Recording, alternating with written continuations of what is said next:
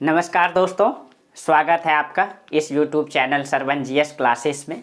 उम्मीद है कि आप लोग स्वस्थ होंगे, मस्त होंगे और अपने अपने जीवन में बहुत ज़्यादा ही खुश होंगे और लाइफ को ठीक तरीके से बिता रहे होंगे। और होना ही चाहिए, ठीक है। अगर नहीं भी होगा तो खुश रहना ही पड़ता होगा, क्योंकि जीवन में आगे बढ़ना है। क्या? क्योंकि स्टूडेंट लाइफ तो होता ही ऐसा है। स्टूडेंट लाइफ में हर प्रकार की समस्याएं आपको, कोई भी प्रकार का थोड़ी सी समस्याएं आपको समस्याएं नज़र आती है, क्योंकि ये जीवन में हर प्रकार की समस्याएं होती है। आप जहाँ रहते हैं वहाँ खाने पीने की समस्या होगी, वहाँ रहने की समस्या होगी, आर्थिक समस्या हमेशा घिरे हुए रहती है, ठीक है। और एक दूसरा यह है कि अगर घर जाएंगे तो ट्रेन से लटक के जाना होता है। हर प्रकार की समस्याएं आपको नज़र आएगी और कहीं न कहीं हमेशा एक प्रकार से बोझ नज़र आएगा अपने आप में। लेकिन ऐसा नहीं सोचना है, ठीक है। लेकिन जब एक समय आप आगे बढ़ जाएंगे ना, जब कुछ कर जाएंगे, तब आपको महसूस होगा यार सबसे अच्छा लाइफ तो स्टूडेंट लाइफ था। पैसे आते थे, आराम से खाते थे, पढ़ाई करते थे, क्योंकि आने वाली जिम्मेवारी और भी बहुत ज़्यादा होने वाली है। क्योंकि आप जब याद कीजिए, जब बचपन में थे, जब दुनियादारी कुछ पता नहीं था, जिम्मेवारी नाम का कोई एहसास भी नहीं था, कितने अच्छे जीवन था। बस उसी प्रकार से जीवन में समस्याएं हर व्यक्ति को, संसार में कोई भी ऐसा व्यक्ति नहीं है, मैं बार बार कहता हूं, कि जिनको दुख नहीं है। इसीलिए आप जिस परिस्थिति में हैं, जैसे भी हैं, हमेशा खुश रहने का प्रयास कीजिए, आगे बढ़ने का प्रयास कीजिए। जिस प्रकार से आप समझ रहे होंगे कि आप जब छोटे थे तो किस प्रकार से छोटी छोटी समस्याएं होती थी। मम्मी का गोद में कोई बैठ गया तो आप रोने लगते थे, नहीं मेरी मम्मी है। कोई आपका खिलौना छीन लिया तो लगता था ये संसार का मेरा दुनिया छीन लिया, पूरा एकदम चिल्लाना, लोट-पोट हो जाते थे। उस समय वो समस्याएं थी, उस समय वो समस्याएं थी। अभी का जीवन में ये समस्याएं हैं कि जल्दी कुछ करना है, आर्थिक स्थिति को सुधारना है और आगे बढ़ना है।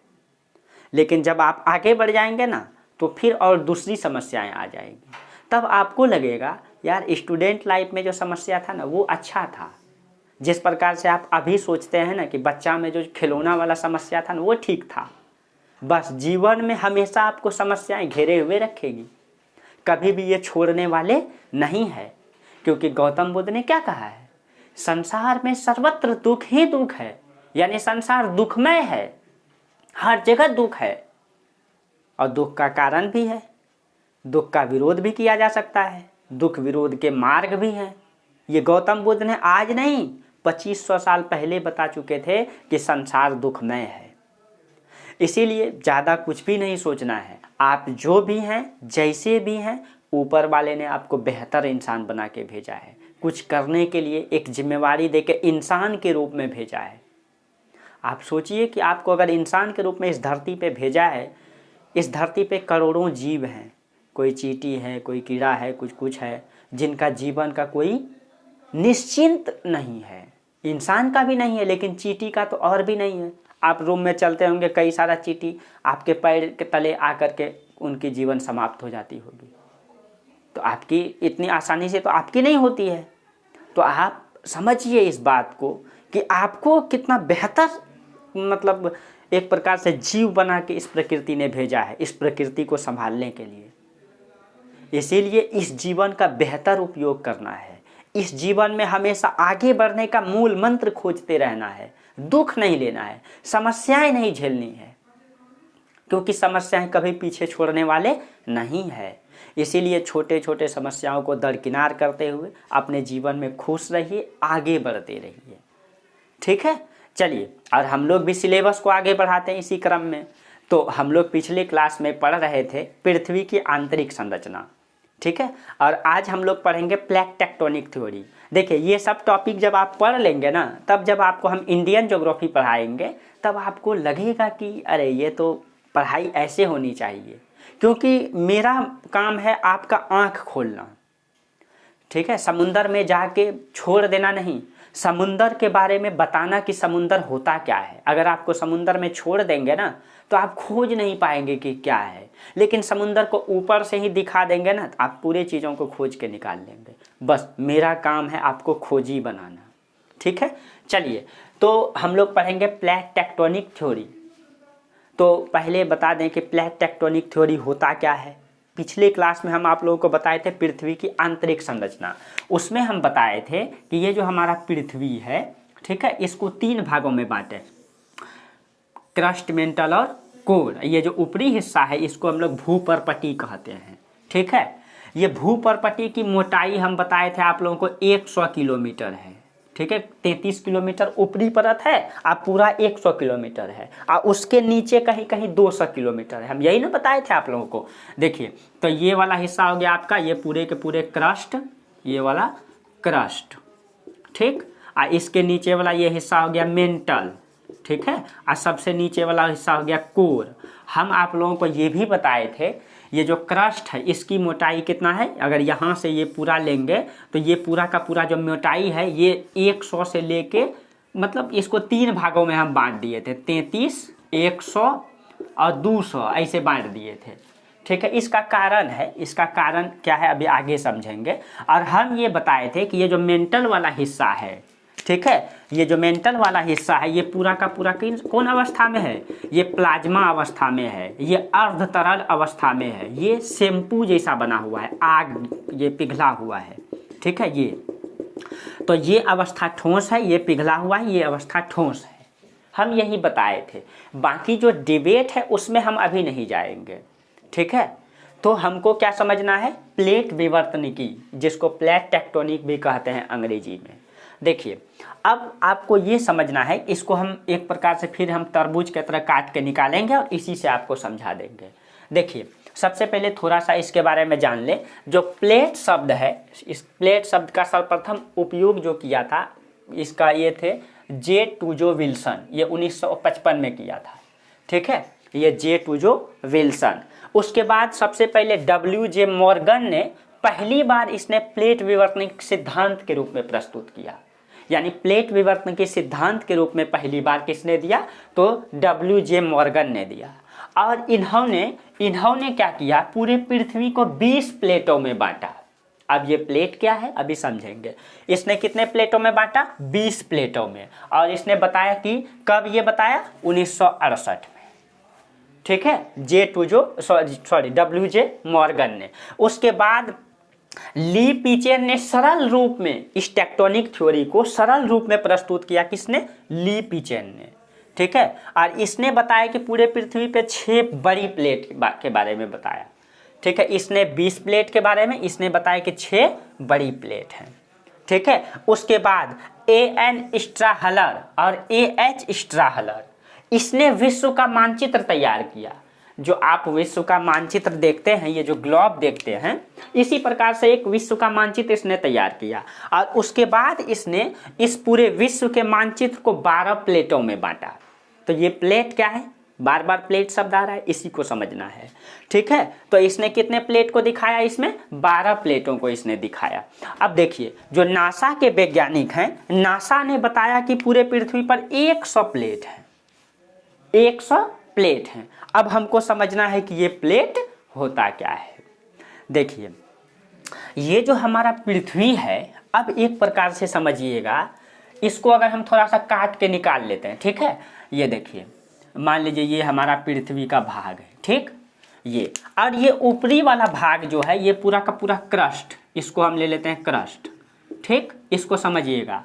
और ये जो दूसरा वाला भाग है, ये वाला, ये दूसरा वाला भाग, ये वाला, ये पूरा का पूरा मेग्मा अवस्था में है, यानी तरल अवस्था में है। ये कैसा अवस्था में है, तरल अवस्था में, तरल है, यानी कि ये मेग्मा है, यहाँ पे सीधा ये समझना है, ठीक है। अब देखिए, और ऊपर वाला भाग जो है उबड़ खाबड़ है, पृथ्वी है ना, इस प्रकार से है, ठीक, इस प्रकार से पृथ्वी उबड़ खाबड़ है। ऊपरी हिस्सा देखिए, हम आपको बताए थे ना कि क्रस्ट वाला जो हिस्सा है, जहाँ पे ये ज़्यादा गहरा हो गया तो यहाँ पे इसकी मोटाई कम है, जहाँ ज़्यादा ऊंचा हो गया यहाँ मोटाई ज़्यादा है। इसीलिए इस क्रस्ट के बारे में कहा जाता है, क्रस्ट के बारे में कहा जाता है इसकी मोटाई कहीं ज़्यादा है कहीं कम है। जो क्रस्ट का ऊपरी हिस्सा है, ये वाला, इसको भूपर्पटी कहते हैं, भूपर्पटी कहते हैं, ठीक है। तो हम लोग को भूपर्पटी से समझना है, जो भूपर्पटी है इसी की मोटाई 33 किलोमीटर मानी जाती है, 33 किलोमीटर। ठीक है, अब देखिए समझिए पहले प्लेट क्या है। तो कहा जाता है कि जो पूरा पृथ्वी है ना, पृथ्वी का जो भूपर्पटी वाला इलाका है, वो भूपर्पटी जो है वो कई सारे छोटे बड़े खंडों में विभक्त है, जिसको प्लेट कहते हैं। कई सारे खंडों में विभक्त है, जिसको प्लेट कहते हैं। अब देखिए क्या है, अब फिर से मान लीजिए ये हमारा पृथ्वी है, ठीक है, और जिस प्रकार से हम पृथ्वी बनाए और इसको खंडित कर दिए, ठीक, ऐसे करके खंडित कर दिए, और हम ये वाला हिस्सा को मेगमा बना दिए। एकदम अच्छे से समझिएगा, ये वाला हिस्सा क्या है, ये वाला हिस्सा मेगमा वाला हिस्सा है। तो मेगमा के ऊपर, ये तो मतलब एक प्रकार से दलदली है, तो इसका ऊपरी वाला हिस्सा जो है भूपर्पटी, ठीक है, जो भूपर्पटी है ये वाला हिस्सा माना जाता है कि ये तरल अवस्था के ऊपर जब ठोस है तो एक प्रकार से ये क्या हो गया ना, इसके नीचे तरल, इसके ऊपर ठोस, एक प्रकार से दलदल के ऊपर नाव को समझ लीजिए, दलदल के ऊपर नाव। तो ये इलाका जो है, ये ऊपर वाला हिस्सा, ये कई भागों में टूटा टूटा हुआ है, ये टूटा हुआ है, ये क्या है, ये टूटा हुआ है, समझिएगा। मतलब कि नीचे इसका दलदल है और ये हिस्सा ठोस है, ये हिस्सा क्या है, ठोस है, ऊपरी हिस्सा ये दलदल है। एक प्रकार से कहा जाए तो दलदल में नाव को रख दीजिए और नाव के ऊपर में हम लोग खड़े हैं, बस इसी प्रकार से पृथ्वी है, इसी प्रकार से पृथ्वी है। यही जो हिस्सा है ना टूटा हुआ, ये हिस्सा इसी को प्लेट कहा जाता है। इसी को क्या कहा जाता है, प्लेट। अब अलग अलग वैज्ञानिक ने अलग अलग बातें कही हैं। जैसे नासा ने कहा कि ये जो टूटा हुआ भाग है ये 100 भागों में बटा हुआ है जबकि ली पीचर ने बताया कि 6 बड़ा बड़ा भाग में टूटा हुआ है, जबकि WJ मॉर्गन ने कहा कि 20 भागों में टूटा हुआ है। ठीक है, हालांकि हम डिबेट को इसमें नहीं पढ़ाएंगे, बस आपको इतना ही बताना है कि ये होती क्या है, क्योंकि डिबेट को हम वर्ल्ड ज्योग्राफी में बताएंगे, जब ज्योग्राफी स्पेशल अलग से वर्ल्ड ज्योग्राफी पढ़ाएंगे। बस हमको इसमें समझाना है आपको प्लेट क्या है, बस। ठीक है, फिर हम आगे वर्ल्ड ज्योग्राफी में बताएंगे ही अच्छे से। अब देखिए, तो इसी को प्लेट कहते हैं, इसी को क्या कहते हैं, प्लेट कहते हैं। अब इसी में, अब समझिएगा, अब इसमें तो इंसान रहता है, इसमें कौन रहता है, इंसान रहता है। अब इसमें कहीं कहीं जब इंसान रहता है तो कहीं ज़्यादा दबाव पड़ जाता है। आप सोचिए कि दलदल में क्या है, नाव है। अब हम इसको एक फिगर बनाते हैं, मान लीजिए क्या, ये एक दलदली भूमि है, यहाँ एक दलदली भूमि है, ठीक है, इसमें एक नाव चल रही है, इसमें एक पतवार वाली नाव चल रही है, और इसका सटा हुआ भी एक नाव है, इसका सटा हुआ भी एक नाव है, ये दूसरा नाव है, ठीक, ये सटा हुआ एक दूसरा नाव है। अब देखिए, ये तो दलदल है, पानी तो है नहीं, आप लोग नाव में तो चढ़े ही होंगे। जब पानी में नाव चलती है, पानी में जब नाव चलती है तो क्या इधर से बीच से ज़्यादा लोड पड़ेगा तब तो पानी ऊपर जाएगा, समझ रहे होंगे आप मेरी बातों को। पानी जब इसमें लोड पड़ेगा तब तो ऊपर जाएगा, और दलदली को ऊपर ले जाने के लिए नीचे अगर दलदल है, नाव को बहुत ज़्यादा प्रेशर लगाना पड़ेगा, तब तो यह दलदल बीच से ऊपर चला जाएगा, तब तो यही, बस यही क्रिया को प्लेट टेक्टोनिक कहते हैं। मतलब ये हो गया, जैसे जब प्लेटों में, ये जो प्लेट है इसमें दबाव पड़ता है, इसमें जब गति होती है, उसी को प्लेट टेक्टोनिक कहते हैं। कुछ है इसमें, कुछ नहीं है, बस थोड़ा सा समझ जाना है। जो पृथ्वी का ऊपरी हिस्सा है भूपर्पटी, इसकी मोटाई अलग अलग जगह अलग अलग है, कहीं 100 से 3300 है, सॉरी 33 किलोमीटर से 100 किलोमीटर है, कहीं 5 से लेके 200 किलोमीटर तक है, कहीं 100 किलोमीटर है। हमको वो नहीं समझना है, हमको बस ये समझना है कि जो भूपर्पटी है ये ठोस है और इसके नीचे तरल है, मतलब अर्ध तरल है, इसमें जब क्रियाएं होती है तो ये गति करती है, इसी गति को ही प्लेट टेक्टोनिक कहते हैं। और उससे संबंधित, उस गति से संबंधित क्रियाओं का अध्ययन करना ही प्लेट टेक्टोनिक सिद्धांत या थ्योरी कहते हैं। समझ गए आप लोग, बस। अब आप समझिएगा थोड़ा सा। अब ये मेग्मा वाला हिस्सा है, ये वाला हिस्सा क्या है, ये मैग्मा वाला हिस्सा है, समझिएगा। हम आपको बताए थे इस मैग्मा में संवहनिक धाराएं उत्पन्न होती है, यानी कहीं कहीं हॉट स्पॉट जोन पाया जाता है। ये जो मैग्मा है ना, कहीं कहीं पे इसमें बहुत तापमान तो बहुत ज़्यादा है, माना जाता है इसका तापमान 6000 डिग्री सेल्सियस है। कुछ कुछ वैज्ञानिक उससे भी ज़्यादा बताते हैं, ठीक है। तो मान लीजिए यहाँ पे संवहनिक धाराएं उत्पन्न होती। इस आग में कभी कभी जैसे कि पानी में चक्रवात उत्पन्न होता है ना, सॉरी मतलब ध्यान से उतर गया, साइक्लोन जो आती है, ठीक है, साइक्लोन जो आती है उसमें, तो उसी प्रकार से यहाँ भी एक प्रकार से साइक्लोन उत्पन्न होती है। तो जब ये साइक्लोन उत्पन्न होती है, ये ऊपर की ओर ठेलती है। जब ऊपर की ओर ठेलती है तो ये दो प्लेटों के बीच में जो ये दरार होता है ना, इधर से मैग्मा बाहर आ जाती है, इधर से मैग्मा बाहर आ जाती है, उसी से बनता है ज्वालामुखी। उसी से क्या बनता है, ज्वालामुखी। बस यही हमको समझना है, ठीक है। आपको लिखा देंगे अभी। इस फिगर को आप लोग जरूर बना लीजिएगा। पहला फिगर ये बना लीजिएगा, दूसरा फिगर ये बना लीजिएगा, तीसरा फिगर ये बना लीजिएगा। भूपर्पटी की मोटाई सीधा सीधा लिख दीजिए आप लोग। देखिए अब ये हो गया आपका, ये वाला ऊपर वाला हिस्सा भूपर्पटी, सीधा लिखिए। और दूसरा वाला हिस्सा हो गया ये मेंटल, और लास्ट वाला हिस्सा हो गया कोर, ठीक है। ये भूपर्पटी ठोस है और इसके नीचे तरल है। इसी पे इसमें इंसान रहता है। इसमें क्या रहता है, इसमें इंसान रहता है, ठीक है, इसमें इंसान रहता है। यही इंसान मतलब ये जो प्लेट है ये कई सारा इसी प्रकार से, और पृथ्वी को गोल बना दीजिए। फिर यहाँ भी एक प्लेट को बना दीजिए इसी प्रकार से, यहाँ भी एक प्लेट को बना दीजिए, यहाँ भी इंसान रहता है, ठीक है। और इसी प्लेट में कहीं कहीं पानी भी है, यहाँ पे भरा हुआ पानी भी है, यहाँ पे जहाँ जहाँ गहराई है वहाँ पानी है, समुंदर है, यहाँ इंसान रहता है ऊंचे स्थान पे। अब इसी में अब मान लीजिए ये प्लेट और ये प्लेट, दो प्लेट है, इसमें ज़्यादा आदमी रह गया, ज़्यादा दबाव पड़ गया, तो ये प्लेट धंस जाएगा, इधर से मैग्मा बाहर आ जाएगा। कौन सा, तो इसको और आगे बढ़ा दीजिए इसी प्रकार से। देखिए ये हो गया, ये मैग्मा वाला हिस्सा हो गया, ये मैग्मा वाला हिस्सा हो गया, ठीक है। अब इसमें दबाव पड़ेगा तो ये दाबेगा इधर से, तो इधर से मैग्मा क्या हो जाएगा, बीच से बाहर हो जाएगा। अब हर जगह वो मैग्मा नहीं निकल सकता है, क्योंकि यहाँ पे तो बहुत मतलब ठोस है ना पृथ्वी, इधर से निकलने की कम संभावना है। इसका मतलब जहाँ जहाँ जोड़ है वहीं वहीं ज्वालामुखी उत्पन्न होगा, भूकंप आएगा, ज़्यादा प्रभाव वहाँ पड़ेगा। समझ गए, ठीक है। अब देखिए बस इसी को हमको आपको लिखा देना है कि प्लेट टेक्टोनिक थ्योरी क्या होता है। समझ गए आप लोग। चलिए इसको आप लोग उतार लीजिएगा। अब थोड़ा सा आप लोग लिख लीजिएगा, ठीक है। हाँ अब अभी इसी में और चीज़ें समझाएंगे, ठीक है। तो आप लोग लिख लीजिए भूपर्पटी या स्थल मंडल। आप लोग लिख लीजिएगा कि भूपर्पटी या स्थल मंडल कई सारे गतिशील खंडों में विभक्त है, जिसको प्लेट कहते हैं। बस ये लिख दीजिए पहला लाइन, जिसको प्लेट कहते हैं। हो गया।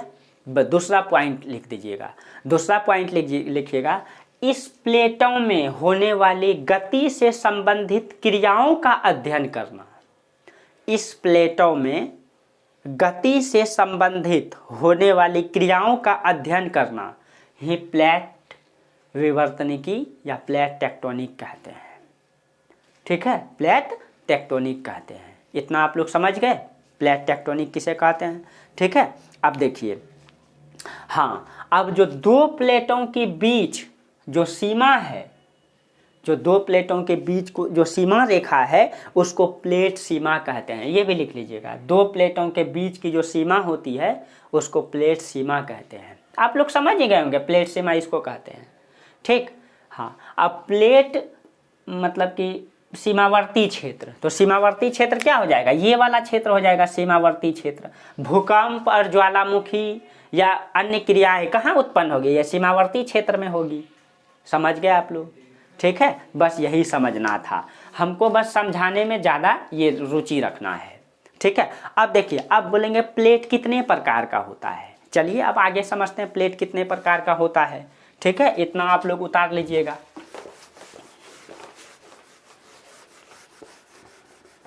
अभी हम मतलब थ्योरी में नहीं जाएंगे, पूरा वो वर्ल्ड ज्योग्राफी का पार्ट है, ठीक है। हमको इंडियन में जाना है ना, इसको समझाने के लिए सिर्फ हम इतना कर रहे हैं, नहीं तो इतना भी इंडियन ज्योग्राफी में नहीं पढ़ाते हैं, बस आप लोगों को बेसिक है इसीलिए। अब देखिए, अब हमको समझना क्या है, प्लेट कितने प्रकार के होते हैं। तो प्लेट के प्रकार, प्लेट के प्रकार अब समझिएगा थोड़ा सा। देखिए प्लेट के प्रकार को ऐसे समझिए, मान लीजिए कि ये हमारा पूरा पृथ्वी ही बना देते हैं, ठीक। आप लोग भी बनाइएगा, फिगर बनाने में कमी नहीं कीजिएगा, ज्योग्राफी में जितना फिगर उतना बेहतर। अब देखिए ये हो गया ऊपर वाला पार्ट, भूपर्पटी ऊपरी हिस्सा, ठीक। ये अब देखिए ये जो हमारा भूपर्पटी है, ये समझिएगा कहीं नीचे है, कहीं ऊबड़ खाबड़ है, कहीं नीचे है, फिर ऊबड़ खाबड़ है, इस प्रकार से बना हुआ है, इस प्रकार से बना हुआ है, कहीं ज़्यादा सटा हुआ है, कहीं इस प्रकार से है, ठीक। अब देखिए जो दूसरा मतलब ये तो ये वाला अवस्था, ये वाला हिस्सा जो है ये तरल है, ये तरल है,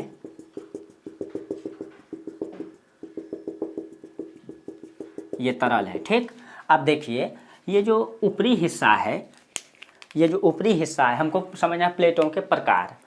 ये तो हर जगह मतलब कहीं कहीं टूटा हुआ है, ये यहाँ से तोड़ दीजिए इसको, यहाँ से तोड़ दीजिए इसको, यहाँ से तोड़ दीजिए, यहाँ से तोड़ दीजिए, यहाँ से, और एक यहाँ भी तोड़ देते हैं, ठीक है। समझिएगा जहाँ जहाँ प्लेट में गहराई है वहाँ पानी है, समुंदर है, यहाँ गहराई है यहाँ पानी है, यहाँ गहराई यहाँ पानी है, यहाँ गहराई यहाँ पानी है, ठीक है। और यहाँ भी पानी है, ये वाला, ये भी पानी है, ये समुंदर है, ठीक है, ये समुद्र है, ये भी गहराई है, ये पानी है, ठीक है। अब देखिए हर जगह पानी में ही नहीं कटा। हाँ चलिए इसको थोड़ा सा ये यहाँ पे गलत एक मतलब अलग काटते हैं, थोड़ा सा समझाना है, सिर्फ यहाँ से काटते हैं इसको, ठीक है। अब समझिए प्लेटों के प्रकार। एक प्लेट होता है, देखिए जो पानी वाला हिस्सा है उसको क्या कहते हैं, महासागर, उसको क्या कहते हैं, महासागर। और जो जमीन है उसको कहते हैं महाद्वीप, क्या कहते हैं, महाद्वीप न। और एक अब देखिए जो ये वाला प्लेट है, ये पूरा का पूरा प्लेट देखिए यहाँ से यहाँ तक, इसको थोड़ा सा यहाँ से काट लेते हैं, ठीक है, समझाने के लिए। ये वाला जो प्लेट है यहाँ से यहाँ तक, इसको समझिएगा। इसमें देखिए ये प्लेट नहीं, इस प्लेट को लेते हैं, कोई ऐसा है, यहाँ पे एक प्लेट बना लेते हैं, इसको लेते हैं, यहाँ भी एक प्लेट बना लेते हैं। अब देखिएगा जो ये वाला प्लेट है, इसमें देखिए अब ये महाद्वीप, महाद्वीप मतलब जमीन वाला पार्ट, ये महाद्वीप जो है इसमें सिर्फ इंसान रहेगा, धरती वाला पार्ट है। तो इस प्रकार के प्लेट को जी इसमें पानी वाला हिस्सा नहीं है, ठीक है। जहाँ जहाँ यही प्लेट धंसा हुआ है वहाँ पानी जमा हो गया है, समुंदर बन गया है ना, जहाँ धंसा हुआ है वहाँ समुंदर बन गया है। और जहाँ पे पूरा मतलब ठीक ठाक समतल जगह है वहाँ पे पूरा पूरा इंसान रहता है, और जो पूरे ऊंचा है वहाँ पर्वत बन गया है। इसी प्रकार तो संरचना होती है पृथ्वी पर, ठीक है। ऐसे करके पर्वत पहले होता है, उसके बाद पठार, उसके बाद मैदानी भाग, उसके बाद समुंदर होता है। तो ये तो पर्वत अलग कर दीजिए, ये पठार भी अलग कर दीजिए, इंसान इस भाग में रहता है, मैदानी भाग में रहता है, ठीक है, इस भाग में। अब देखिएगा तो उसी प्रकार से ये जो प्लेट है जो सिर्फ और सिर्फ महाद्वीप है, तो इसको कहेंगे महाद्वीप प्रकार के प्लेट। एक कौन सा प्रकार हो जाएगा, एक हो जाएगा महाद्वीपीय, महाद्वीपीय प्रकार के प्लेट, महाद्वीपीय प्रकार के प्लेट एक प्रकार का हो गया।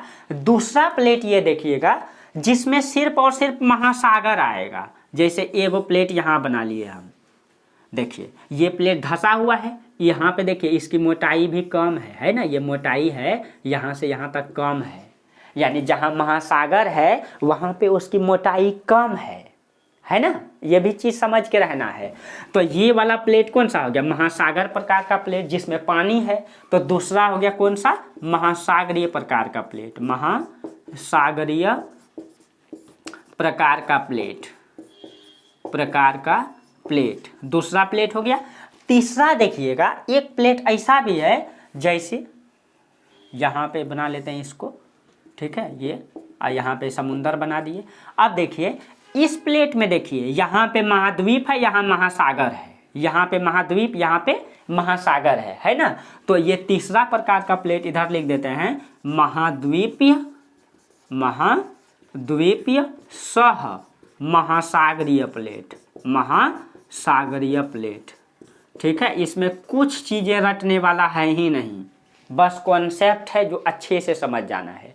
देखिए, पहला कौन, महाद्वीपीय प्रकार के प्लेट जिसमें इंसान सिर्फ रहेगा। दूसरा महासागरीय प्रकार के प्लेट जिसमें समुंदर है। और एक प्लेट ऐसा है जिसमें आधा मतलब भाग गहरा है, जैसे ये भाग ऊंचा है, ये भाग गहरा है, तो यहाँ समुंदर भी आ गया और यहाँ पे महाद्वीप भी आ गया। तो इसमें महाद्वीप और महासागर दोनों सम्मिलित है, इसीलिए इसको कहेंगे महाद्वीपीय सह महासागरीय प्रकार का प्लेट। ठीक है, ये हो गया। अब देखिए, जो सबसे कम घनत्व है, यानी कि जिसका घनत्व कम रहेगा, तो वो हो जाता है महाद्वीपीय प्रकार के घनत्व इसका सबसे कम घनत्व। ये ध्यान रखना है, इसका घनत्व क्या होता है, सबसे कम होता है। और जो महासागरीय प्रकार का प्लेट है उसका घनत्व सबसे अधिक होता है। यहाँ पे लिख दीजिएगा, सबसे अधिक घनत्व। ठीक है, इसका घनत्व क्या होता है, सबसे अधिक होता है। और जो महासागरीय और मतलब द्वीप दोनों प्रकार का है उसका घनत्व मध्यम होता है, उसका घनत्व मध्यम होता है। समझ गए। देखिए, तो सबसे कम घनत्व किसका होगा, सिर्फ महाद्वीप वाला, कम भारी, कम घनत्व, जिसमें पानी है। देखिएगा, पानी ज़्यादा वजन होता है। ठीक है, इसकी मोटाई तो कम है, मान लीजिए ये सागरीय प्रकार का है, तो इसकी मोटाई तो कम है लेकिन इसमें पानी भर गया है, इसीलिए इसका जो इतना ही मोटाई बचा है लेकिन उसका घनत्व तो ज़्यादा हो गया है। किसके कारण से, पानी के कारण से, इसीलिए ये क्वेश्चन भी आता है। ठीक है, तो सबसे अधिक घनत्व किसका, महासागरीय प्रकार का प्लेट। अब देखिए, अब प्लेट में गति को हमको समझना है। हम क्या बताया अभी कि प्लेटों में जो गति उत्पन्न होती है उससे संबंधित क्रियाओं का अध्ययन करना ही क्या कहलाता है, प्लेट विवर्तनिकी कहलाता है या प्लेट टेक्टोनिक कहलाता है। ठीक है, अब देखिए, तो हमको अब क्या समझना है, प्लेटों में गति। यहाँ तक तो आपको कोई दिक्कत नहीं हुआ होगा, जहाँ दिक्कत होगा कमेंट जरूर कीजिएगा। ठीक है, और थोड़ा बहुत आगे भी बढ़ाया कीजिए आप लोग, इसमें भी ध्यान दिया कीजिए। ठीक है, बाकी आप लोगों की भी अपनी जिम्मेवारी है, हम अपनी जिम्मेवारी का, अपने कर्तव्य का पालन तो करते हैं, बाकी आप लोग अपनी कर्तव्य का पालन कीजिए।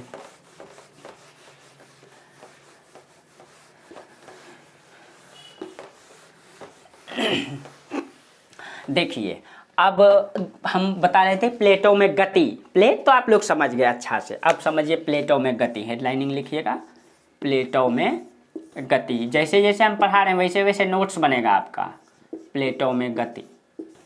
अब देखिए, प्लेटों में कितने प्रकार की गति होती है। देखिए, प्लेटों में 3 प्रकार की गति होती है। देखिए, एक वो होता है, आप लोग फिगर भी बनाते चलिएगा, एक होता है अपसारी गति। अपसारी गति, इसको कहते हैं अपसारी गति। अपसारी गति का मतलब क्या हो गया,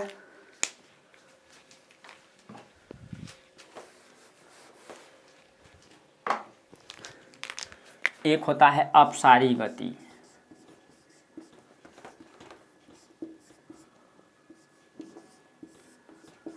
देखिए, मान लीजिए 2 प्लेट है आपस में, यहाँ पे फिगर से समझिए। मान लीजिए कि एक प्लेट ये है, ठीक है, और इसी से सटा हुआ दूसरा प्लेट है, ये 2 प्लेट है। 2 प्लेट जब विपरीत दिशा में, जस्ट लाइक नाव को रख दीजिए, मतलब दलदल में नाव को रखिए। ठीक है, नाव को रखिए, ये एक प्लेट इधर जा रही है और ये प्लेट इधर जा रही है, 2 दिशा में जा रही है, तो इसी को कहते हैं अपसारी गति। इसी को क्या कहते हैं, अपसारी गति। अपसारी गति। अब इसके कारण से जो क्रियाएं उत्पन्न होगी अभी उसी को हम लोग समझेंगे। पहले 3 गति को समझ लीजिए। ठीक है, अपसारी। इस सीमांत को, ये जो सीमा है, इसी को कहते हैं अपसारी सीमांत। इसी को क्या कहते हैं, अपसारी सीमांत। ठीक है, अब इससे संबंधित क्या क्या क्रियाएं होगी, ये कैसे होता है, तो जब इधर से आपको बताए थे जहाँ हॉट जोन पाया जाएगा, हॉट जोन में दबाव उत्पन्न होगा। ठीक है, यहाँ पे इसके कारण से ये गति करेगी इस प्रकार से, इसका दबाव पड़ेगा तो ये इधर गति करेगी। ठीक है, ये दबाव इधर छिटक जाएगी, ये दबाव इधर छिटक जाएगी, और जिसके कारण से प्लेटों में गति होता है। ठीक है, यहाँ पे हॉट जोन पाया जाता है, यहाँ पे ये वाला हॉट जोन होता है। ठीक, हॉट जोन होता है। ठीक, अब दूसरा एक होता है अभिसारी गति। अब सारी समझ गए, दो नाव को विपरीत डालिए और नीचे से दबाव पड़ेगा तो पानी क्या हो जाएगा, ऊपर उठेगा, जस्ट लाइक। अब दूसरा होता है अभिसारी गति। अभिसारी गति, अब देखिए अभिसारी गति का मतलब क्या होता है, जब दो प्लेटें एक दूसरे के अग्रसित होगा। इस प्रकार से फिगर बना लीजिए, जैसे एक प्लेट ये हो गया, ए प्लेट, और एक प्लेट ये हो गया, दूसरा प्लेट, ठीक। इसको थोड़ा ऊपर कर दीजिए, एच जेड लिख दीजिए, हॉट जोन, मतलब एच जेड मतलब हर्ट्ज नहीं समझ लीजिएगा आप लोग। अब एक प्लेट, दोनों एक दूसरे की ओर गति करती है। अब एक दूसरे की ओर नाव को अगर टकराइएगा तो नाव टूटबे फटबे करेगा।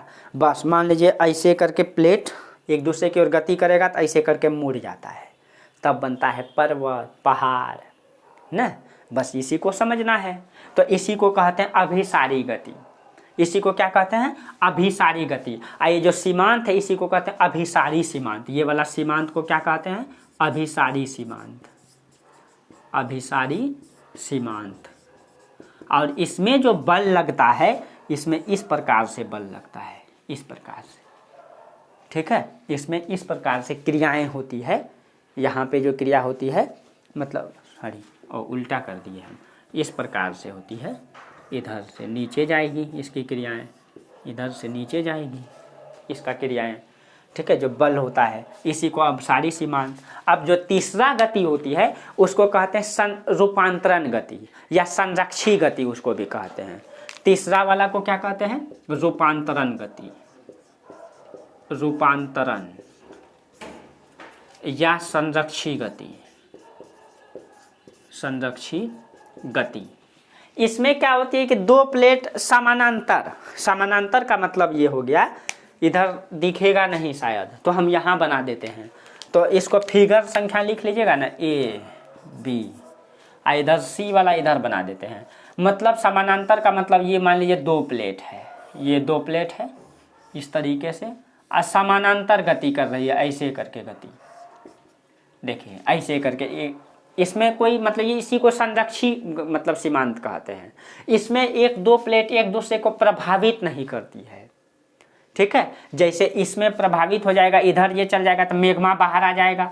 इसमें एक दूसरे में टकराएगा तो पहाड़ का निर्माण हो जाएगा। इसमें भी पहाड़ बनेगा लेकिन अभी समझेंगे। लेकिन इसमें कोई प्रभाव नहीं, इसमें बस भूकंप उत्पन्न होता है, ठीक है। बस इसी को समझना है, इसी प्लेट। अब प्लेट तो आप लोग ठीक से समझ ही गए होंगे, ठीक है। अब देखिए इतना तो क्लियर हो गया आप लोगों का। अब इससे संबंधित क्रियाएं को समझ लेते हैं हम लोग।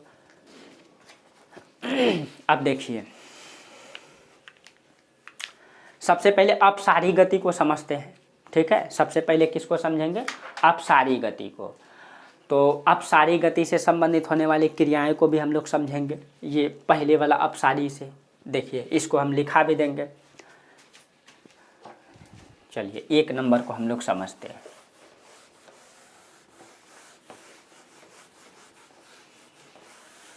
अब आपको तो ये पता चल ही गया कि जब हॉट जोन में संवहनिक धाराएं उत्पन्न होती है और उस धारा का बल जब ऊपर की ओर लगता है, ठीक है, जिसके कारण से इस प्लेट में जो है दबाव पड़ता है और एक दूसरे की ओर विपरीत दिशा में गति करती है, जिसके कारण से ये प्लेट में क्या हो जाता है, बीच से, जब इसका बीच से क्या हो निकल जाएगा, तो इसी का दूसरा नंबर फिगर बना लीजिए, इसका दूसरा नंबर फिगर।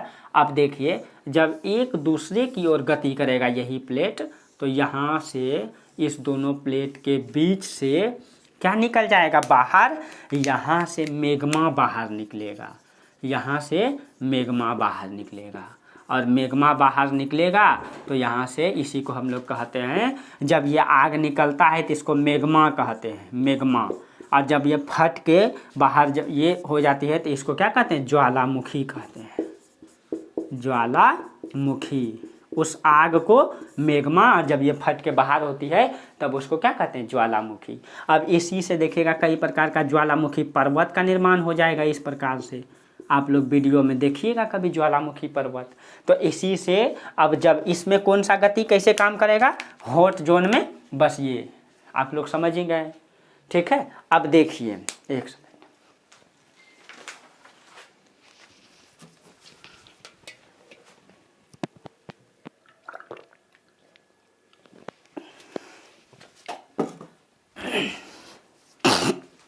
अब देखिए अब हॉट जोन से मैग्मा क्या हो जाएगा, बाहर निकलेगा। जब बाहर निकलेगा तो क्या क्या क्रियाएं होगी, इसको थोड़ा सा आप लोग लिख लीजिएगा। ठीक है, अब लिखिए अपसारी गति में, उसमें लिख लीजिएगा अपसारी गति में दो प्लेट एक दूसरे के विपरीत दिशा की ओर गति करती है, एक दूसरे के विपरीत दिशा की ओर गतिशील होती है या गति करती है, जिसके कारण भूपर्पटी या स्थल मंडल में, जिसके कारण भूपर्पटी या स्थल मंडल में विखंडन, विस्थापन, भूकंप, ज्वालामुखी आदि घटनाएं घटित होती है। आप लोग समझ ही गए, जब ये दोनों एक दूसरे को विपरीत दिशा में जाएगी, जिसके कारण से यहाँ पे क्या होगा, ये दोनों प्लेट विखंडित होगा, विस्थापित होगा, इसमें ज्वालामुखी उत्पन्न होगा, भूकंप आएगा। बस ये एक कारण होता है भूकंप आने का ये। और आप लोगों को पहले ही बता चुके हैं भूकंप पूरा पृथ्वी में नहीं, एक प्लेट में आती है। समझ ही गए, इसके नीचे मैग्मा है, वो मैग्मा डोलता है तो भूकंप आती है। ठीक है, ये एक पॉइंट होगा। दूसरा इसमें लिख लीजिएगा, इसमें भूगर्भ का मैग्मा सतह पर आने, इसमें भूगर्भ का मैग्मा सतह पर आने और जमने से नवीन सतह का निर्माण होता है। इसमें भूकंप का मैग्मा सतह पर आने और उसके जमने से नवीन सतह का निर्माण होता है। अतः इसे निर्माणकारी या रचनात्मक किनारा, सीमांत या किनारा कहते हैं। अतः इसको निर्माणकारी या रचनात्मक किनारा कहते हैं। मतलब ये हो गया कि अब इसमें क्या होगा कि जब दो प्लेटें एक दूसरे के विपरीत दिशा की ओर गति करेगी तो वो नीचे से क्या आएगा, मैग्मा आएगा, और ये मैग्मा ऊपर में आके जम जाएगा तो एक नया प्रकार का भू आकृति का निर्माण हो जाएगा, नया प्रकार का पर्वत या पठार का निर्माण हो जाएगा। इसीलिए तो इससे एक नया संरचना का निर्माण हुआ, इसीलिए इसको रचनात्मक किनारा कहते हैं या निर्माणकारी किनारा या सीमांत कहते हैं। ठीक है, ये अब एक पॉइंट और लिख लीजिए, पेंजिया के विखंडन। देखिए जो पेंजिया का विखंडन हुआ था इसी कारण से हुआ था, और अभी भी आप जाएंगे तो समुद्र का जो सतह का निर्माण हुआ है वो मैग्मा के ठंडा होने से हुआ है ना। तो जो पेंजिया का विखंडन और जो मतलब सागर तल का निर्माण, लिख लीजिए पेंजिया का विखंडन और सागर तल का निचली सतह के बेसाल्ट चट्टान का निर्माण इसी प्रक्रिया से हुई है। मतलब जो आपको पेंजिया बताए थे जो टूटा था इसी के कारण से वही विखंडित हुआ था, बस यही अब विखंडित हो जाएगा। ठीक है, जो पेंजिया विखंडित हुआ था आपको बताए थे, ध्यान कीजिए, ये पृथ्वी था, ये पूरा पेंजिया था, ये टूटा तो उत्तर में अंगारा लेन, नीचे में गोंडवाना लेन, तो ये टूटा किसके कारण से, बस यही विखंडित हो गया था। ठीक है, तो जब ये विखंडित हुआ तो यही लिख लीजिए पेंजिया और सागर तल के नीतल का निर्माण। ठीक है, बेसाल्ट चट्टान के निर्माणकारी बेसाल्ट चट्टान सतह के बेसाल्ट चट्टान का इस प्रकार से देखिए जो सागर मतलब पेंजिया सागर तल के नीतल के बेसाल्ट चट्टान का नीतल या सतह के बेसाल्ट चट्टान का निर्माण इसी क्रिया से हुई है। यानी जब ये मैग्मा धरती से मतलब आंतरिक संरचना से ऊपर बाहर आती है, ये जो संरचना बनती है, ठीक है, ऐसे बन जाएगी तो ये पर्वत, और ये जब समतल फैल जाएगी तो पठार, लेकिन ये जो संरचना बनती है इसी को बेसाल्ट चट्टान कहते हैं। इसी को क्या कहते हैं, ये ध्यान रखना है, बेसाल्ट चट्टान। यानी मैग्मा से जो निर्मित होगा ना, मैग्मा से जिस सतह का निर्माण होगा वो बेसाल्ट चट्टान होता है। ठीक है, ये ध्यान में रखिएगा। अब देखिए एक और पॉइंट लिख लीजिए इसी में, वर्तमान में अटलांटिक महासागर के मध्य में यह घटना घटित हो रही है। यहाँ मध्य अटलांटिक कटक अपसारी सीमांत पर ज्वालामुखी क्रिया से ही निर्मित हुआ है। देखिए इसको लिख लीजिएगा आप लोग जो हम बोले, ठीक है, कि वर्तमान में अटलांटिक महासागर के मध्य अपसारी क्रिया घटित हो रही है, अपसारी क्रिया घटित हो रही है, कोमा यहाँ मध्य अटलांटिक कटक अपसारी सीमांत, यहाँ मध्य अटलांटिक कटक अपसारी सीमांत पर ज्वालामुखी क्रिया से ही निर्मित हुआ है। अब देखिए जो आप पृथ्वी को देख रहे हैं ना, ये जो देख रहे हैं ये पृथ्वी को, आप लोग मैप तो समझ ही गए हैं ना, तो इसी में समझा देते हैं। ये देखिए ये दक्षिणी अमेरिका, उत्तरी अमेरिका, अफ्रीका और यूरोप, इन दोनों के बीच में अटलांटिक महासागर। ये जो अटलांटिक महासागर का ये बीच वाला पॉइंट है ना, यहाँ पे अपसारी क्रियाएं घटित हो रही है। इसीलिए यहाँ पे समुद्र के नीचे में बड़ा सा पर्वत, पृथ्वी का सबसे लंबा पर्वत का निर्माण यहीं पे हुआ है। इसको अटलांटिक कटक कहते हैं, अटलांटिक कटक कहते हैं। इसका निर्माण कैसे हुआ है तो देखिए इधर वाला प्लेट इधर गति कर रही है और इधर वाला प्लेट इधर गति कर रही है, तो बीच में जो मेग्मा निकलता है जिसके कारण से यहाँ ज्वालामुखी फटता है, और इसी ज्वालामुखी फटने से समुद्र के बीच में ही एक लंबा सा पर्वत का निर्माण हो गया है जो समुद्र के नीचे में ही है। और कहीं कहीं ये निकल गया है तो वो द्वीप बन गया है, उसी को क्या कहते हैं, अटलांटिक कटक कहते हैं, उसी को अटलांटिक कटक कहते हैं। समझ गए आप लोग।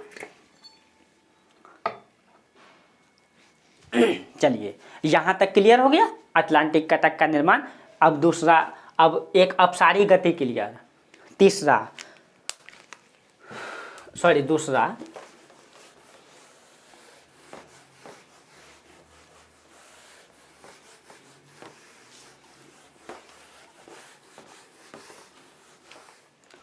थोड़ा सा अच्छा से समझिएगा, ठीक है। बस पढ़ाई अगर बेस्ट करना है ना तो ये बेसिक क्लास अच्छे से कर लीजिए, कहीं दिक्कत नहीं होगा आपको। बस दूसरा में कौन सा था, दूसरा में था अभिसारी गति, अभिसारी गति। तो अभिसारी गति में हम आपको बताए, अभिसारी गति में हम आपको बताए कि दो प्लेटें एक दूसरे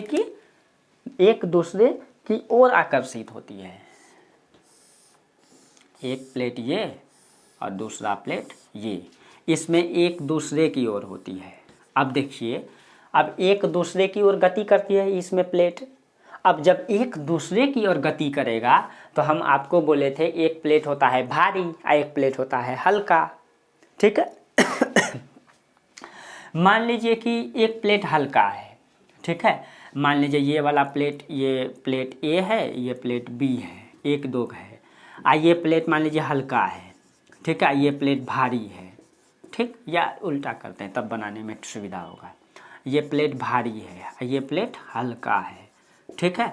अब देखिए एक दूसरे की ओर गति करेगा तो ये प्लेट इस प्रकार से मुड़ जाएगा और एक प्लेट नीचे धंस जाएगा, एक प्लेट ऊपर उठ जाएगा। इसको ऐसे समझिए। अब मान लीजिए ये जो भारी प्लेट है, भारी प्लेट मान लीजिए ऐसे करके गया और थोड़ा नीचे बनाना पड़ेगा। देखिए मान लीजिए ये भारी प्लेट है, ऐसे करके छेपित हो गया, ये छेपित हो गया, ठीक है। ये भारी प्लेट मतलब क्या हुआ कि जो हल्का प्लेट है दोनों एक दूसरे की ओर गति किया तो हल्का प्लेट ऊपर उठ गया, हल्का प्लेट ऊपर चढ़ गया और भारी प्लेट नीचे धंस गया। हमेशा याद रखिएगा भारी प्लेट की क्या होता है, नीचे धंस जाता है, ये भारी प्लेट है, ठीक है। और हल्का प्लेट क्या हो जाएगा, ऊपर उठ जाएगा। जब ऊपर उठेगा ना तो वो हल्का प्लेट जैसे ऊपर उठेगा मुड़ जाएगा ना, तो यहीं पे निर्माण हो जाएगा पर्वत का, ठीक है। यहीं पे किसका निर्माण हो जाएगा, यहीं पे पर्वत का निर्माण हो जाएगा, ठीक। यहीं पे ये ऐसे करके पर्वत का निर्माण हो जाएगा। यानी कि इसमें अब ध्यान दीजिएगा, यहाँ पे जब ये पर्वत, यहाँ पे ट्रेंच बन जाएगा, यहाँ पे ट्रेंच, ये वाला हिस्सा को ट्रेंच कहते हैं, इसको आगे समझेंगे, ठीक है। इसमें नदियाँ आकर के जो अपना निक्षेपित करेगी तो उसमें ट्रेंच में, उसी में मैदानी भाग का निर्माण होगा। फिर अब देखिए ये भारी प्लेट नीचे धंस गई और हल्का प्लेट कहाँ, ये हल्का प्लेट है, ये ऊपर उठ गया तो यहाँ ध्यान रखिए ये हल्का प्लेट, तो इसी से किसका निर्माण हो गया, पर्वत का निर्माण हुआ। और इसी को हम लोग कहते हैं वलित पर्वत। इसको कैसा पर्वत कहते हैं, वलित पर्वत।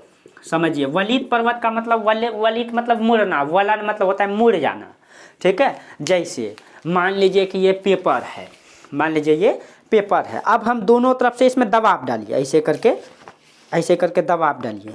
देखिए बीच में उठ जाएगा ना, बीच में उठ गया। तो इसमें क्या हुआ कि बीच में जब उठ गया तो यही क्रिया यहाँ घटित हुई।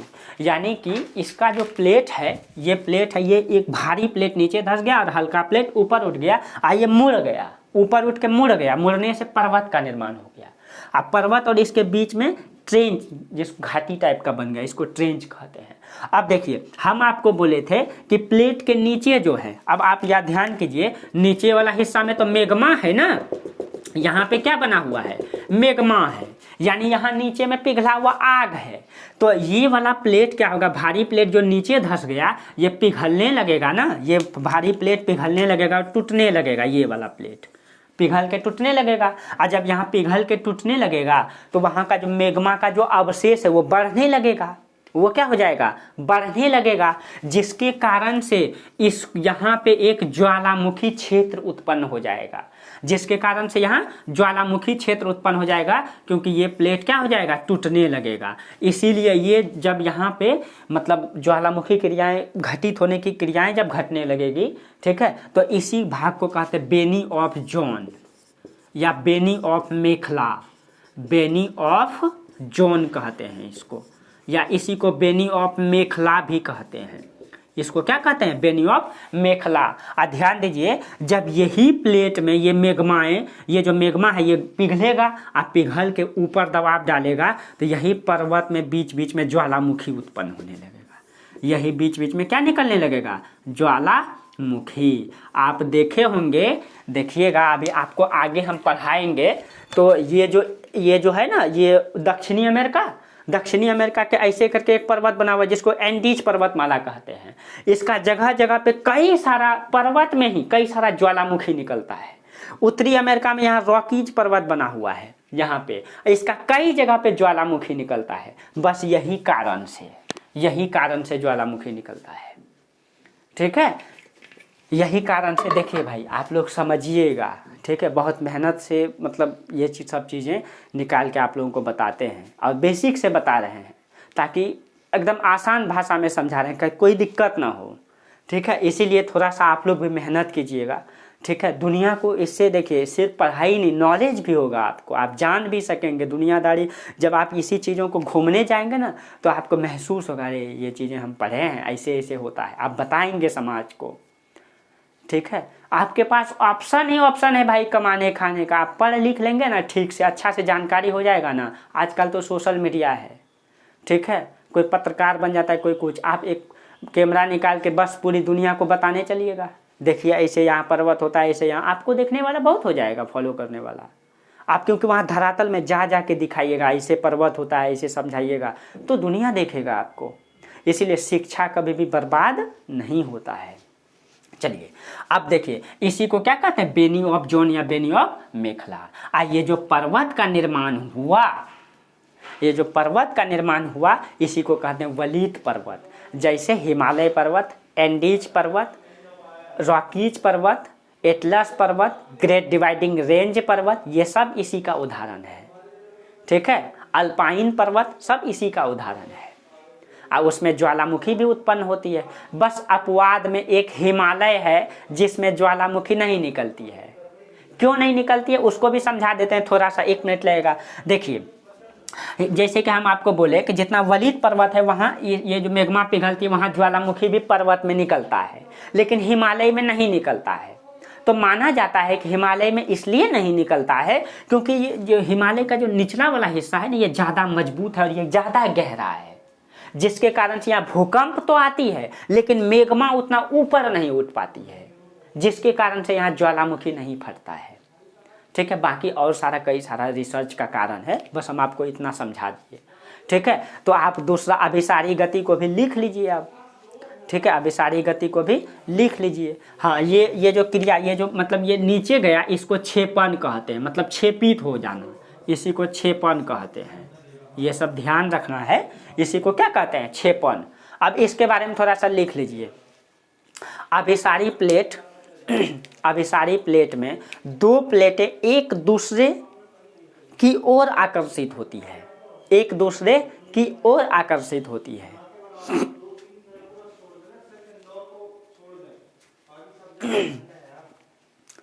ठीक है, एक दूसरे की ओर आकर्षित होती है, जिससे अभिसारी सीमांत पर विवर्तनिक क्रियाएं घटित होती है, जिसके कारण अभिसारी सीमांतों पर विवर्तनिकी क्रियाएं घटित होती है। विवर्तनिकी क्रियाएं आपको समझाई दी है क्या होता है। अब देखिए, इस स्थिति में आप लिख लीजिएगा, इस स्थिति में अधिक घनत्व वाले प्लेट, लिख लीजिए, इस स्थिति में अधिक घनत्व वाले प्लेट कम घनत्व वाले प्लेट के नीचे क्षैपित हो जाती है।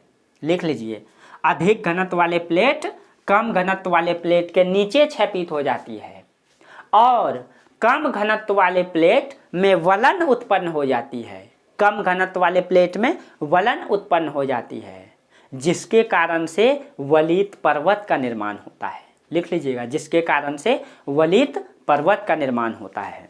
देखिए, उसी में लिख लीजिएगा, पैराग्राफ चेंज करके या कोमा देके उसी में लिख लीजिए, जब भारी प्लेट क्षैपित हो जाती है, जब भारी प्लेट क्षैपित हो जाती है तो उसके क्षेपण से बेनी ऑफ जोन या बेनी ऑफ जो मेखला का निर्माण होता है।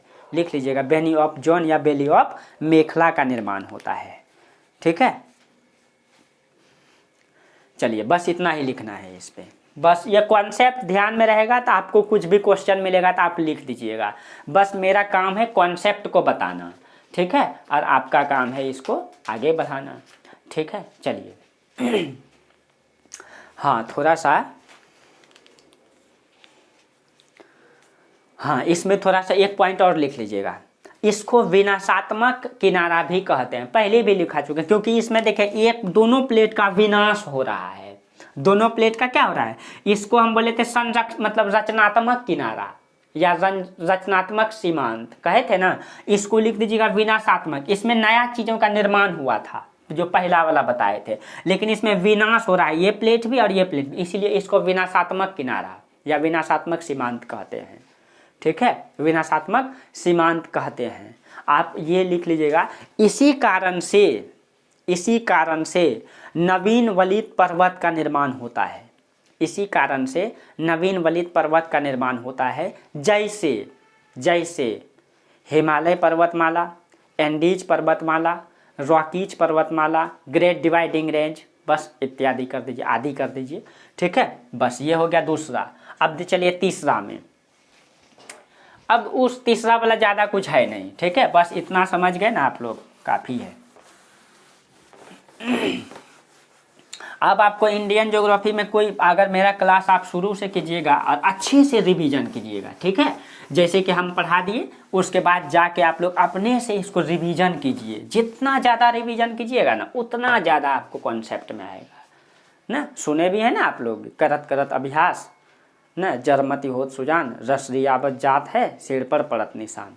बस यही चीज़ें हैं, जितना इसको घसीएगा उतना ज़्यादा कॉन्सेप्ट में आएगा। बस आप लोग ये कीजिएगा कि इसको अपने से प्रयास कीजिएगा। पहले नोट्स बना लीजिए मेरा पढ़ के, उसके बाद अपने से बनाइए। ठीक है, चलिए तीसरा चीज़ है, हाँ, तीसरा में कौन सा था संरक्षी प्लेट। तीसरा में था रूपांतरण या संरक्षी प्लेट। देखिए, इसमें ज़्यादा क्रियाएं घटित नहीं होती है। हम तो आपको पहले भी बता दिए कि इसमें क्या होती है। मान लीजिए 2 प्लेट है ना, ये 2 प्लेट है, तो इसमें इस प्रकार से क्रियाएं घटित होती है। इसीलिए इसमें एक दूसरे में देखिए ऐसे घर्षण होगा ना, तो इसमें एक दूसरे प्लेट को प्रभावित नहीं करती है, इसको, ये सीमांत को, बस भूकंप उत्पन्न होता है। तो हम पहले वाला में बताए थे कि रचना का निर्माण होगा, रचनात्मक किनारा कहते हैं पहले वाला को। क्यों? क्योंकि नीचे से ज्वालामुखी उत्पन्न होकर नया नवीन का निर्माण करता है। दूसरे वाला को विनाशात्मक किनारा कहते हैं, क्योंकि प्लेट उसमें क्या होता है, विनाश होता है। लेकिन इसको संरक्षी कहते हैं, इसमें दोनों संरक्षित रहता है, किसी को प्रभाव नहीं पड़ता है, बस भूकंप आता है। ठीक है, इसीलिए इसको संरक्षी प्लेट भी कहते हैं। तो इसके बारे में लिख लीजिए, संरक्षी गति में 2 प्लेट एक दूसरे के समानांतर, लिख लीजिएगा, संरक्षी गति में 2 प्लेट एक दूसरे के समानांतर एवं विपरीत घर्षण करते हुए गुजरती है। विपरीत मतलब एगो इधर एगो उधर, ठीक है, विपरीत घर्षण करते हुए गुजरती है। ऐसे में इसके सीमांत के सहारे निर्माण एवं विनाश का कार्य नहीं होता है। जैसे पहले वाला में बताए थे कि होता है, लेकिन इसमें निर्माण और विनाश का कार्य नहीं होता है, ठीक है। इसी कारण इसे संरक्षी सीमांत या किनारा कहते हैं। संरक्षी सीमांत या किनारा कहते हैं। इसमें भूकंप उत्पन्न होते हैं और रूपांतरण भ्रंश की उत्पत्ति होती है। इसमें भूकंप उत्पन्न होते हैं और रूपांतरण भ्रंश की उत्पत्ति होती है। चलिए, ये तीनों कॉन्सेप्ट क्लियर। अब आप लोगों को आगे ज्योग्राफी में कोई नहीं हरा पाएगा, ठीक है। बस इसको ठीक से समझ लीजिएगा तो अच्छे से। इसमें कुछ है नहीं, हम एक एक करके तोड़ के समझा दिए। बस एक दो कॉन्सेप्ट को और थोड़ा सा समझ लीजिए। अब देखिए, बहिर्जात बल को थोड़ा हम समझाते हैं, थोड़ा सा और, ज़्यादा अब नहीं, ज़्यादा टाइम भी हो गया है। देखिए, बहिर्जात बल को हम अंतर्जात बल पढ़ाए आपको, ठीक है, अंतर्जात बल पढ़ा चुके हैं। अब बहिर्जात बल को समझिए। हम आपको बताए थे अंतर्जात बल पृथ्वी के आंतरिक भाग से लगने वाले बल को अंतर्जात बल कहते हैं, जिसके कारण से भूसंकलन, ज्वालामुखी, विखंडन, न मतलब विखंडन, भ्रंश, कगार, इन सब का निर्माण होता है। भूसंचलन आदि क्रियाएं होती है। किसके कारण से? पृथ्वी के अंदर से जब बल लगती है। तो हम आपको अभी भी समझाए उसी के कारण। जैसे दो प्लेट है, अब देखिएगा दो प्लेट है, आप समझ जाइए थोड़ा सा। तो ये दोनों प्लेट के बीच में कोई भी गति, चाहे ऐसे गति रहे चाहे ऐसे गति रहे, मतलब इधर जाएगा तो ये फैलेगा, इधर जाएगा तो ये भी मतलब ये टकराएगा, फिर भी मैग्मा निकलेगा। तो ये किसके कारण से होता है? यहाँ पे हॉट ऑफ जोन में गति पड़ती है, जिसके कारण से इसमें दबाव पड़ता है, और इस दबाव के कारण से इसमें पर्वत पठार का निर्माण होता है। तो ये पृथ्वी के अंदर से गति बल लगता है, इसीलिए इसको क्या कहते हैं? अंतर्जात बल। अंतर्जात बल के कारण से नवीन संरचना का निर्माण होता है। जैसे पर्वत पठार, ज्वालामुखी पर्वत पठार का निर्माण होता है ना, नवीन संरचना का निर्माण। लेकिन बहिर्जात बल का काम है, इसको समतल स्थापक बल कहते हैं। इसको क्या कहते हैं? समतल स्थापक बल कहते हैं। क्यों? अब देखिए, बहिर्जात बल का मतलब हुआ अंतर्जात बल पर्वत पठार का निर्माण करेगा, ठीक है। और बहिर्जात बल में आता है हवा, पानी, ठीक है, हिमानी, ये सारे क्रियाएं जो बाहर से जो पृथ्वी पे गति करती है। पृथ्वी के अंदर से गति करेगी तो आंतरिक बल, बाहर से जो गति करती है हवा, पानी, ये क्या करती है? पर्वत पठार को, पानी आई इसको काट दिया, पर्वत पठार को काटने का काम करती है। इसीलिए इसको समतल स्थापक बल, ये समतल करती है। हवा, आप लोग गए होंगे कभी रेतीले भागों में, रेतीला टीला देखे होंगे। हवा का मतलब, हवा के कारण से बालू का टीला का निर्माण हो जाता है। हवा जब चलती है देखिएगा धीरे धीरे बालू एक जगह से दूसरी ओर जाती है, और देखिएगा ऐसे ऐसे टीला का निर्माण हो जाता है ना। आप लोग देखे होंगे रेतीले भागों में, फिल्म सब में देखे होंगे ऐसे ऐसे टीला बन जाती है ना। या आप लोग खेत पथार में देखे होंगे, जब बालुई क्षेत्र होगा देखिएगा रेत कैसे मतलब डिजाइन से बना हुआ रहेगा ना। वो किसके कारण से होता है? वो बस ये बालू के कारण से होता है, मतलब हवा के कारण से होता है। इसीलिए वो बहिर्जात बल है। वो क्या है? बहिर्जात बल है। बस यही हो गया बहिर्जात बल, ठीक है भाई, इतने समझना था। तो अंतर्जात और बहिर्जात बल आप लोग समझ गए, ठीक है। बहिर्जात बल क्या करती है? समतल स्थापक बल होता है। अब लिख लीजिएगा थोड़ा सा बहिर्जात बल में, लिखे पृथ्वी के सतह पर पृथ्वी के बाह्य क्षेत्रों से लगने वाले बल को बहिर्जात बल कहते हैं। पृथ्वी के सतह पर पृथ्वी के बाह्य क्षेत्र में लगने वाले बल को बहिर्जात बल कहते हैं। आप लोग स्पीड होगा रोक रोक के लिखिएगा, ठीक है। इसमें तो आपके पास ऑप्शन है, बहिर्जात बल कहते हैं। इसके कारण चट्टानों और भौतिक संरचनाओं में काट छांट विखंडन जैसे क्रियाएं घटित होती है। काट छांट एवं विखंडन जैसे क्रियाएं घटित होती है।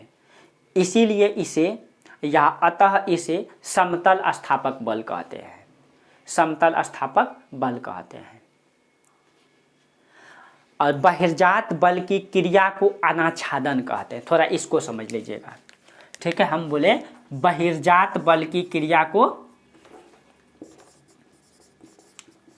बहिर्जात बल की क्रिया को अनाच्छादन कहते हैं, अनाच्छादन कहते हैं, ठीक है। अब देखिए ये जो अनाच्छादन है, अनाच्छादन भी दो प्रकार से घटित होती है। एक होता है अपक्षय, एक होता है अपर्दन, ठीक है। ये जो अनाच्छादन है ये भी दो प्रकार से घटित होती है। एक अपक्षय, अपक्षय, एक होता है अपर्दन, अपर्दन। देखिए दोनों समझिएगा। अपक्षय का मतलब ये देखिए, मान लीजिए यहाँ पे पर्वत का निर्माण हो गया, ठीक, पर्वत का निर्माण हो गया।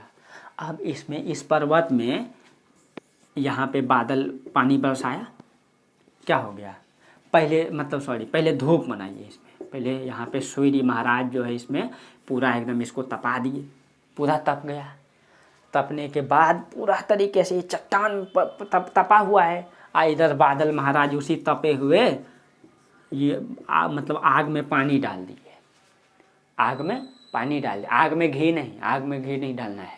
मतलब बादल महाराज जो है प्रकृति ने एकदम मतलब सब चीज़ों को सिस्टमेटिक बनाया है। तो इधर सूर्य इसको तपाए, अब बादल महाराज पानी डाल दिए। तो ये चट्टान जो मतलब तपा हुआ था, पानी गया तो कमज़ोर होगा ना। तपा हुआ है पानी डाले, तपा हुआ है पानी डाले, बार बार ऐसी क्रियाएं होगी तो धीरे धीरे वो चट्टान क्या होता है, वहीं पे टूटने लगता है। उसके बाद आंधी तूफान आती है, उसका भी धीरे धीरे प्रभाव पड़ता है, ठीक है। अब वो चट्टान अपने स्थान पे जब टूटने लगती है, अपने स्थान पे टूट फूट जाती है, ऐसी क्रिया होने में लाखों साल लगता है। आप लोग जब पहाड़ गए होंगे घूमने तो उसमें देखिएगा कि मतलब कुछ चट्टानें जो बड़ा बड़ा पहाड़ है, बड़ा बड़ा चट्टान है, और उसी पहाड़ में देखिएगा कुछ चट्टान टूट करके बहुत सारा छोटा छोटा विखंडित हो गया है, बहुत सारा दिखाई देगा। आप बिहार में मतलब जब बराबर की पहाड़ी जाएंगे तो वहाँ दिखाई देगा ऐसे। और कई सारा उदाहरण है, एक उदाहरण दिए बिहार का, ठीक है। इंडिया में कई जगह है, क्योंकि वो प्राचीन पर्वत है, उसका मतलब लंबे समय से उसमें बाह्य क्रियाएं घटित हो रही है, बहिर्जात बल का मतलब काम कर रही है, जिसके कारण वो टूट फूट होकर विखंडित हो गया है। उसी को जब अपने स्थान पे वो टूट फूट जाती है, उसी को अपक्षय कहते हैं। उसी को क्या कहते हैं, अपक्षय। तो अपने स्थान पे टूटना फूटना अपक्षय, अभी लिखा देंगे, पहले समझ जाइए। अब देखिए, अब तो वो टूट गया, अब तो वो टूट गया, टूट के नीचे घिसक गया। अब उधर से मान लीजिए ये टूट के यहाँ पे खिसक गया, यहाँ पे ढेला सा, इधर से पानी आया पहाड़ से निकल के, इसको भसाते हुए यहाँ समुंदर में लाके यहाँ समुंदर के पास जमा कर दिया, या ये पानी आया इसको एक स्थान से दूसरे स्थान पे आके निक्षेपित कर दिया।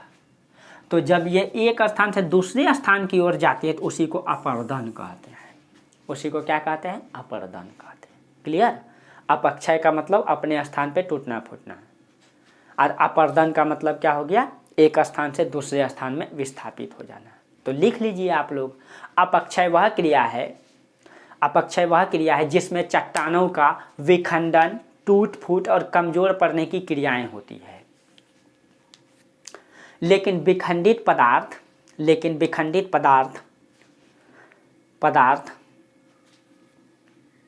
अधिक दूरी तक परिवहन या स्थानांतरण नहीं होती है। अधिक दूरी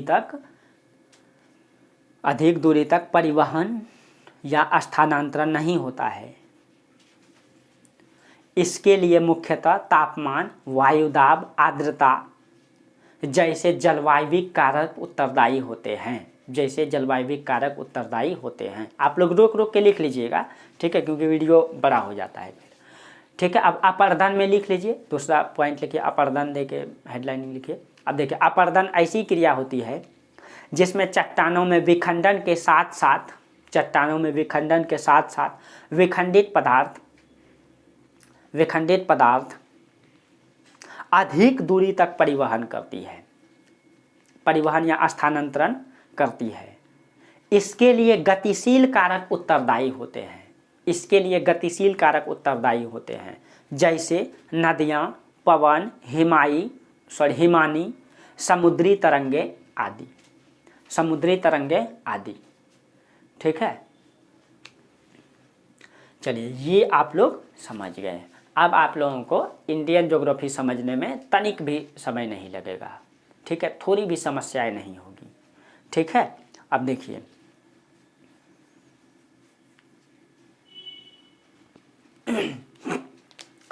चलिए तो इसमें इतना ही रहने देते हैं। ठीक है, अब थोड़ा सा आप लोगों को बस था मानव की उत्पत्ति वाला एक जो टॉपिक है ना, पृथ्वी की उत्पत्ति की संकल्पनाएं, थोड़ा सा है वो, उसको बता देंगे अच्छे तरीके से। जब हम बताएंगे तो उसमें कोई कमी नहीं रहने देंगे। ठीक है, हाँ बस इसको इसी को वर्ल्ड ज्योग्राफी में पढ़ाएंगे तो और सारी चीज़ें बताएंगे इसमें। ठीक, बस इसमें इतना ही समझना है ताकि आपको प्लेट समझ में आ गया, आंतरिक क्रियाएं समझ में आ गई, सारा चीज़ें कॉन्सेप्ट से मेरा हर क्लास आपको ठीक से करना है, क्वेश्चन नहीं छूटेगा। ठीक है, बस आप लोग यहीं तक रहने दीजिए, फिर आगे की क्लास में हम लोग आगे बढ़ेंगे। आप लोग भी आगे बढ़ाइए, आप लोग भी थोड़ा बहुत अपने कर्मों पे ध्यान दीजिए। भाई हम तो मेहनत करते ही हैं, अपना कर्म तो करते ही हैं, आप लोग भी थोड़ा कर्म कर दीजिए। ठीक है, बस आप लोगों से और कोई उम्मीद तो नहीं है। दूसरा है कि आप लोग भी इस समाज में थोड़ी बहुत अपनी विचारधारा को फैलाइए। ठीक है, ताकि हमारा समाज जो आज देख रहे हैं परिवर्तित होता जा रहा है उसको संभालना है। ठीक है, बाकी सब अपनी काम तो हर कोई करता है, क्या बस कुछ चीज़ें समाज के लिए भी करना है। चलिए तो आज हम लोग इतना ही रहने देते हैं, तब तक के लिए आप लोगों को बहुत बहुत धन्यवाद। Thank you.